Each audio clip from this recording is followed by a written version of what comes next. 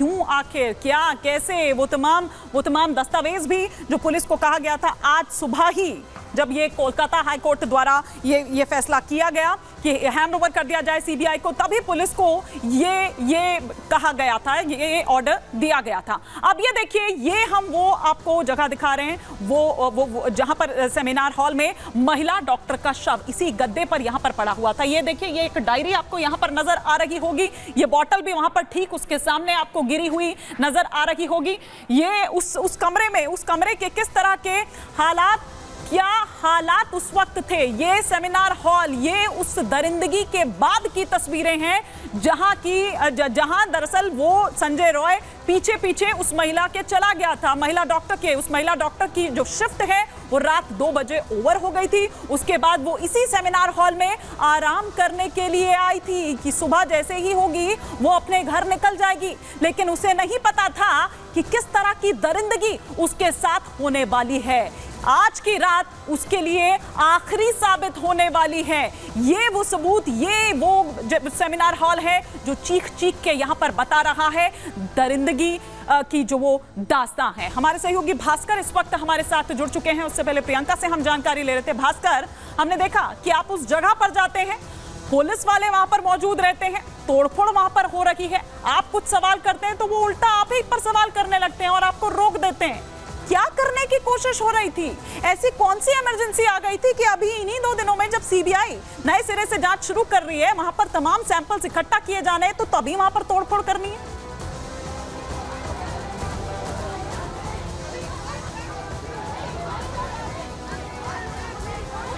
बिल्कुल, देखिए यही तो सबसे बड़ी सवाल है कि क्या इमरजेंसी हो गई थी आरजीकर मेडिकल कॉलेज और अस्पताल को कि चेस्ट मेडिसिन डिपार्टमेंट जहां पे यह हादसा हुआ वहीं पे इतनी इमरजेंसी बेसिस पर जो रेनोवेशन का काम चालू कर दिया पीडब्ल्यूडी ने। और जब मैं वहां पर पहुंचे तब मुझे जो दिखाई दिया कि जो सेमिनार रूम की एंट्रेंस है उसके बिल्कुल बगल में जो रूम था उस रूम की दीवार को तब तक तोड़ दिया गया था और 3 पुलिस कर्मियों वो सेमिनार रूम के बाहर वहीं पे बैठे हुए थे, जो मुझको देखकर सीधा आ गए मेरे पास और मुझसे पूछने लगे कि मैं उधर क्या कर रहा हूं, मैं कैसे वहां तक पहुंचे। और ये सवाल भी अभी सामने आ रही है कि जब ये तोड़फोड़ का काम हुआ तब क्या पुलिस डिप्लॉयमेंट वहां पे था? जो सेमिनार रूम, जो प्लेस ऑफ ऑकरेंस जहां पे यह हादसा हुआ, वो जगह सिक्योर करने के लिए क्या पुलिस की प्रोटेक्शन थी? अगर थी तो फिर पुलिस के सामने ये तोड़फोड़ का काम कैसे हुआ? तोड़फोड़ कैसे हो रही थी? और एक सवाल और भास्कर, ये संदीप घोष को लेकर भी कई तरह के सवाल उठ रहे हैं। आपसे मैं थोड़ा सा समझना चाह रही हूं, क्योंकि जाहिर तौर पर अगर अंदर इस तरह से हो रहा है तो कोई ना कोई तो अंदर का ही है आदमी जो ये तमाम चीजें करवा रहा है और सबूतों को मिटाने की कोशिश हो रही है। संदीप घोष भी सवालों के घेरे में है। क्या आप असर देखते हैं इसका? किस तरह की पहुंच या क्या रोल?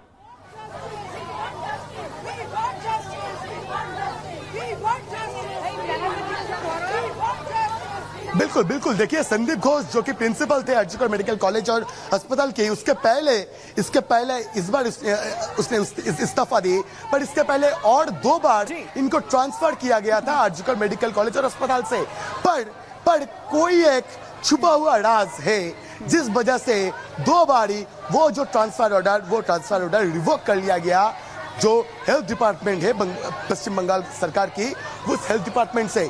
और ये संदीप घोष इसके खिलाफ बहुत सारे एलिगेशंस ला रहे हैं। बहुत सारे लोग भाजपा की तरफ से ये सवाल उठा रहे हैं कि कहीं कोई घोटाला तो नहीं कर रहे थे संदीप घोष, जिस वजह से संदीप घोष। यही सवाल जो भास्कर आप उठा रहे हैं, यही सवाल उठाए जा रहे हैं। लेकिन फिलहाल बहुत शुक्रिया इस तमाम जानकारी के लिए भास्कर, आपका भी, और प्रियंका शर्मा आपका भी। लेकिन दरिंदगी की सीबीआई जांच हो रही है, इससे कौन परेशान है? किसको यह परेशानी हो सकती है? अस्पताल प्रशासन पर लगातार सवाल उठ रहे हैं। डॉक्टर्स का आरोप कि सबूतों से हो रही है छेड़छाड़।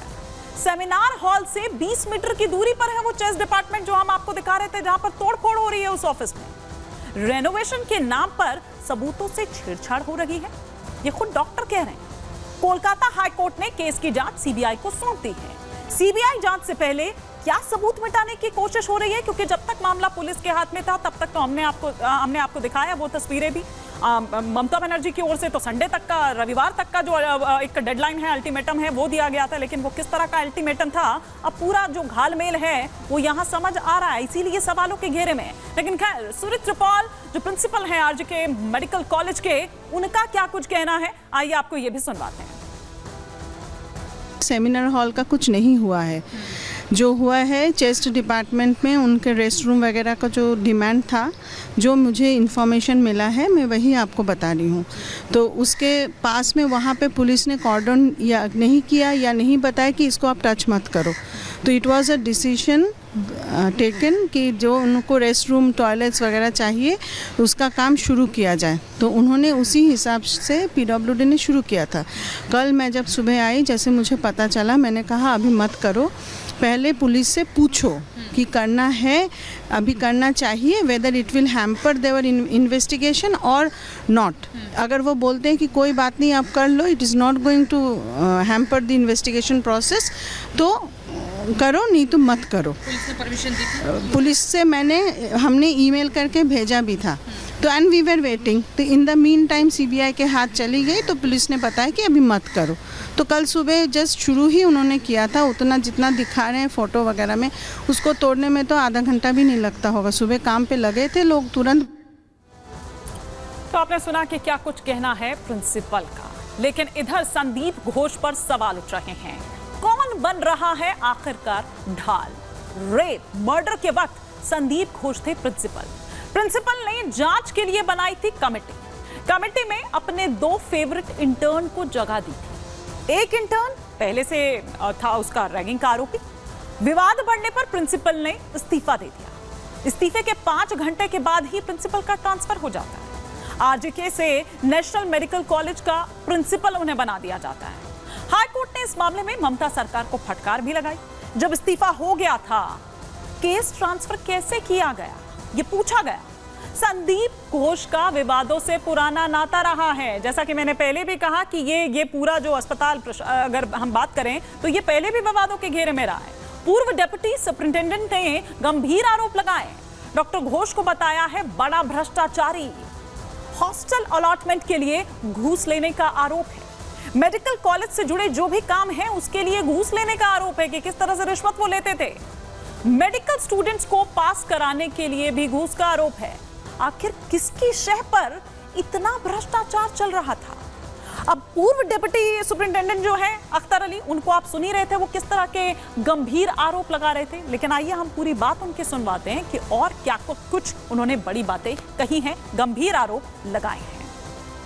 वो बहुत ही करप्टेड आदमी है। वो आरजीकर मेडिकल कॉलेज में स्टूडेंट लोगों को फेल कराना, टेंडर ऑर्डर देकर के 20% कमीशन लेना, और ये हॉस्टल वगैरह अलॉटमेंट में पैसा लेना, और स्टाफ सिलेक्शन कमीशन, मतलब आरजीकर में जो भी काम होता था, पोस्टिंग हो, ट्रांसफर हो, हाउस स्टाफशिप हो, सब जगह वो पैसा खाते थे। सिर्फ यही नहीं, गेस्ट हाउस में जूनियर जो स्टूडेंट है उन लोगों को बैठ करके शराब वगैरह पिलाते थे, और उन स्टूडेंट लोगों से आंदोलन भी करवाते थे। मतलब एक माफिया राजा बोल सकते हैं। मैंने अपनी पूरे कैरियर में इतना गंदा इंसान नहीं देखा। और वो खुद उनके सिक्योरिटी के लिए 20 आदमी था। मैंने उनके अगेंस्ट में कंप्लेन किया था। मैं 2023 साल जुलाई में मैंने कंप्लेन किया था। Vigilance commission, anti corruption bureau, Shastri भवन हेडक्वार्टर में भी उनका ट्रांसफर भी हुआ था, लेकिन वो ट्रांसफर ऑर्डर फिर कुछ ही दिनों में रिवॉक हो गया। उनको फिर प्रिंसिपल पोस्ट पे ही दे दिया गया।